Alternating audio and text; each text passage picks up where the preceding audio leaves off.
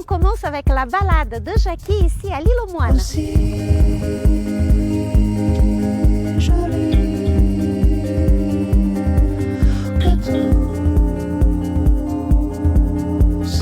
Oui, c'est très rapide de nous traverser pour venir de là-bas, Port-Blanc, jusqu'ici à l'île aux Moines. Bonjour tout le monde. Bonjour. On est prêts ou quoi? Elles sont où les huîtres? Ah, ça c'est pour la fin ça. Ok. Bienvenue donc à tout le monde sur l'île aux Moines. Cette île où en fait il n'y a jamais eu de moines. Ça peut paraître paradoxal. Oui, mais c'est les moineaux alors. Il y a des moineaux, il y a des goélands, il y a plein d'oiseaux, mais il n'y a pas eu de moines proprement dit sur cette île. Au 9e siècle, ça date pas d'hier, il y a eu un roi qui s'appelait Erispoé et qui a donné cette île aux moines de l'abbaye Saint-Sauveur de Redon. Il y a à peu près 650 personnes qui vivent ici à l'année. Il y en a 10 fois plus l'été. L'île, elle fait 7 km dans sa plus grande longueur et à peu près 3,5 de l'autre côté. Et notre balade aujourd'hui, on va se limiter à 7-8 km maximum. Vous allez voir des oliviers, vous allez voir des bananiers et tous ces trucs ne sont évidemment pas bretons. Oui, ça c'est des figues. Et en fait tout ça c'est les marins qui ont ramené de leur voyage. Et comme ici on a un climat quand même plutôt privilégié, et ben ça a pris.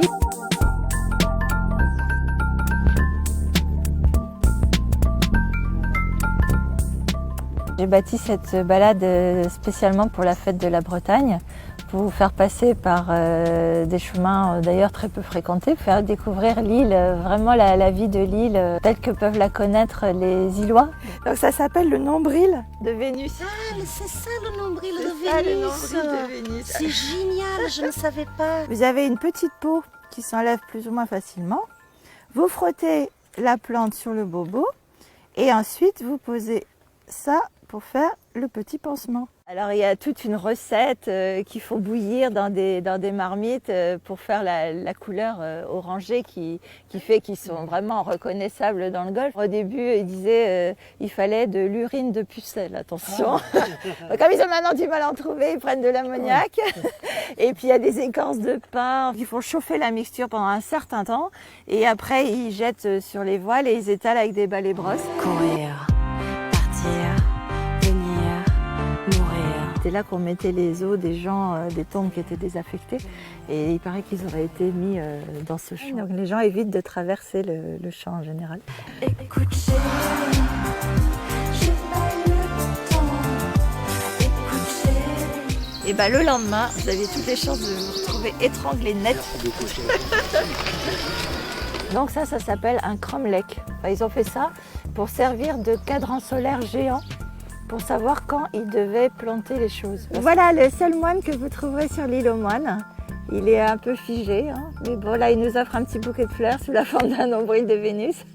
Je suis pas sûre que là, je pense qu'ils vont plutôt s'enfoncer qu'autre chose. En revanche, ça a l'air d'être une petite église avec la petite tour là. Voilà, c'est l'église ravissant. de Port-Miquel, on va passer juste devant.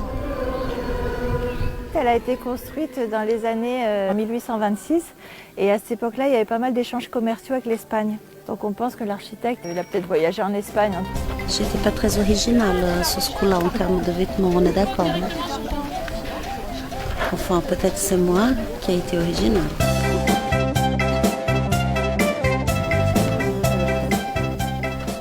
Mon grand-père est arrivé ici en 1950. J'ai appris que vous êtes le dernier ostréiculteur sur l'île aux Moines. Comment ça se fait? Alors le dernier, j'espère pas. Le seul aujourd'hui. Si aujourd'hui il y a des ostréiculteurs un peu partout en Bretagne, ça permet de montrer que la qualité de l'eau elle est bonne et qu'on peut s'y baigner. Toute fraîche sortie de l'eau. On va vivre avec Mère Nature. Hop là. Est-ce qu'il y a une particularité, cette huître de l'île aux Moines? Bah oui, parce qu'elle est élevée avec amour. C'est vrai que ça doit avoir un goût particulier. Déjà. Et puis le golfe apporte énormément de nutriments, beaucoup d'oxygène et donc c'est un lieu idéal pour que les huîtres puissent bien grandir, bien éveiller les papilles des consommateurs. Ouais.